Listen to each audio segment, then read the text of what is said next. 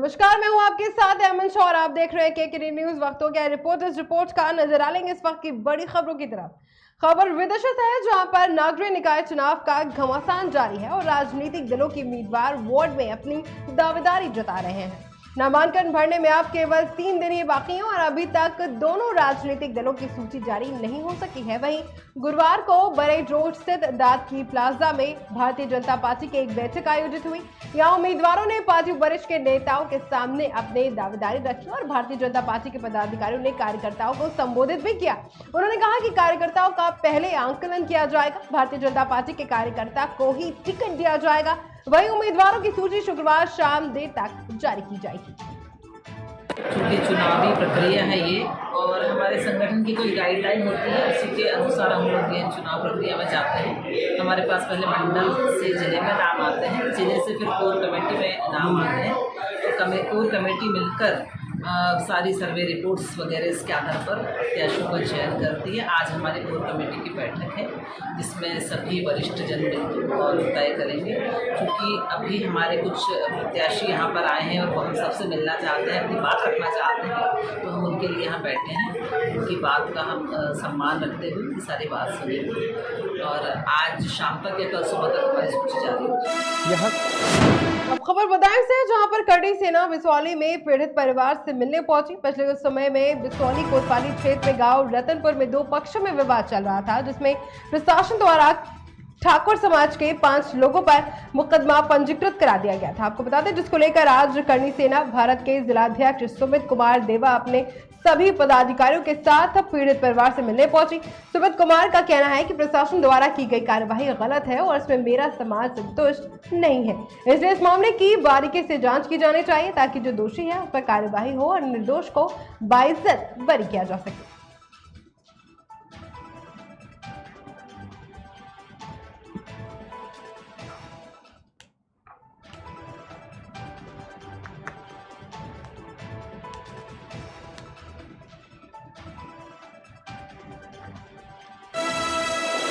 अब खबर चित्रकूट से है। चित्रकूट में बच्चों के मामूली विवाद में 2 पक्षों में जमकर खूनी संघर्ष हो गया, जिसके चलते दोनों पक्षों के लगभग 12 से अधिक लोग घायल हो गए। गंभीर रूप से उन्हें घायल कर दिया गया और सभी घायलों को इलाज के लिए सामुदायिक स्वास्थ्य केंद्र में भर्ती कराया गया है, जिसके बाद पुलिस ने दोनों पक्षों से तहरीर लेकर मामले की जांच पड़ताल शुरू कर दी है। आपको बता दें कि पूरा मामला भरतकूप थाना क्षेत्र के राशन गांव का है, जहां पर 2 दिन पहले दलित समाज और ब्राह्मण समाज के बच्चों में किसी बात को लेकर कहासुनी हो गई थी और जिसके बाद दलित समाज के लोगों ने गांव के मंदिर में ही खूनी संघर्ष शुरू कर दिया। आपको बता दें कि इसी दौरान दोनों पक्षों में जमकर लाठी डंडे चले।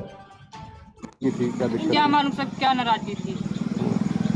अब पिताजी को बांध के मारा गया, मेरे उस कुल्हाड़ी से मारा गया है, तो मैं अपना नीचे हो गया हूँ।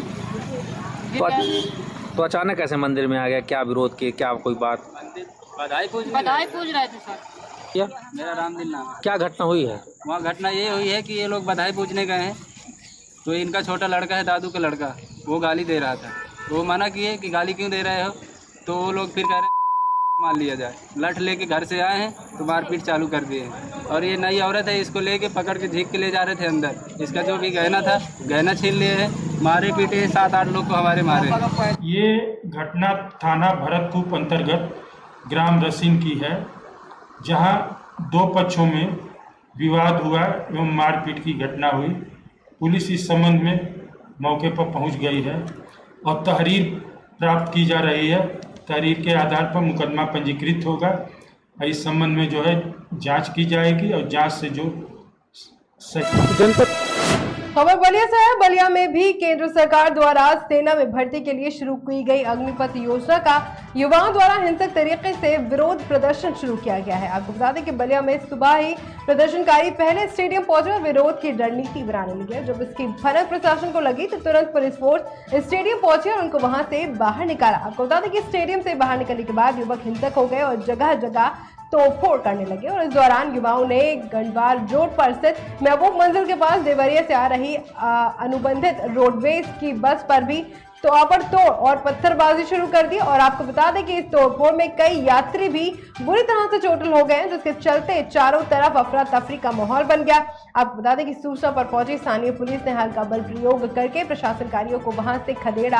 आपको बता दें कि प्रदर्शनकारियों ने एकजुट में लगभग 200 युवा मौजूद थे और इसके अलावा प्रदर्शनकारियों ने रेलवे स्टेशन पहुंचकर यार्ड में खड़ी मेमो पैसेंजर गाड़ी में भी बागियों से आग लगा दी। जनपद बलिया में आज रेलवे स्टेशन और स्टेडियम पे कुछ छात्रों के इकट्ठा होने की सूचना पे तत्काल मौके पे सीनियर पुलिस ऑफिसर और मजिस्ट्रेट के द्वारा संवाद स्थापित करके छात्रों से वार्ता की गई है और छात्रों को वहां से डिस्पर्स किया गया है। उसके उपरांत सूचना मिली है कि रेलवे स्टेशन से डिस्पर्स होते समय दूर वॉशिंग एरिया में आइसोलेटेड खड़ी खाली ट्रेन पे कुछ छात्रों के द्वारा उसके विंडो पेन को तोड़ने का प्रयास किया गया है और एक आइसोलेटेड खड़ी बोगी में आग लगाने का प्रयास किया गया है। तत्काल मौके पर पहुंच करके आग बुझाने का, जो बोगी में लगाने का प्रयास किया था, उसे बुझाने का प्रयास किया जा रहा है और मौके से सभी को डिस्पर्स कर दिया है।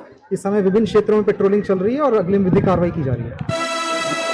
अब खबर मध्य प्रदेश के गुना से है, जहां पर देश में बढ़ती इस्लामिक जिहादी कट्टरपंथियों की घटनाओं के खिलाफ बजरंग दल ने सड़क पर उतरने की चेतावनी दी है। विश्व हिंदू परिषद और बजरंग दल के संयुक्त तत्वाधान में एसडीएम वीरेंद्र सिंह के माध्यम से राष्ट्रपति को ज्ञापन सौंपा गया है और रैली के रूप में कलेक्ट्रेट पहुंचकर दिए गए ज्ञापन में राष्ट्रपति का ध्यान उन घटनाओं की ओर आकर्षित किया जाए कि जो कि पिछले शुक्रवार को जुमे की नमाज के बाद विभिन्न मस्जिदों से निकली भीड़ द्वारा अंजाम दी गई, जिसे लेकर बजरंग दल ने ज्ञापन के माध्यम से उन मस्जिदों की कड़ी निगरानी की और मांग की है जहां से उन्मादी भीड़ और दबंगई निकले हैं। और इसके अलावा बजरंग दल ने उनके खिलाफ भी कठोर कार्यवाही की मांग की है जिन्होंने भीड़ को उकसाया है और संगठन में अपने ज्ञापन में आतंकियों द्वारा की जा रही धमकियों की रेखांकन करके उससे लोगों की सुरक्षा को उपलब्ध कराने की मांग भी की है। जी भाई साहब बताएं किस संदर्भ में ज्ञापन?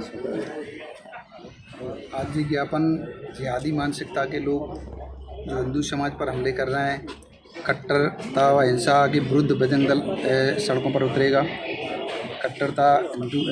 कट्टरपंथियों की आतंकवादी घटनाओं के विरुद्ध विश्व हिंदू परिषद की वह इकाई बजरंग दल अब सड़कों पर उतरेगा। मस्जिदों और अब खबर मिर्जापुर से है। यहाँ पर विश्व हिंदू परिषद और बजरंग दल ने जिला मुख्यालय पर भाजपा के निष्कासित नुपुर शर्मा के समर्थन में धरना प्रदर्शन और राष्ट्रपति को संबोधित पत्र दिया। इसी कड़ी में गुरुवार को मिर्जापुर कलेक्ट्रेट में विश्व हिंदू परिषद और बजरंग दल के लोगों ने हनुमान चालीसा का पाठ किया और बीते दिनों जुमे की नमाज के बाद हिंदुओं के दुकानों पर प्रतिष्ठानों को तोड़ने का और हमला किया और राष्ट्र विरोधी तत्वों पर कार्यवाही की मांग भी की। आपको बता दें कि विश्व हिंदू परिषद के जिलाध्यक्ष ने नेतृत्व में राष्ट्रपति को संबोधित 7 सूत्री मांग पत्र जिलाधिकारी को सौंपा गया और इस मौके पर भारी संख्या में हिंदू संगठन के पदाधिकारी और कार्यकर्ता उपस्थित रहे। आपको बता दें कि कलेक्ट्रेट में सुरक्षा के कड़े इंतजाम किए गए थे।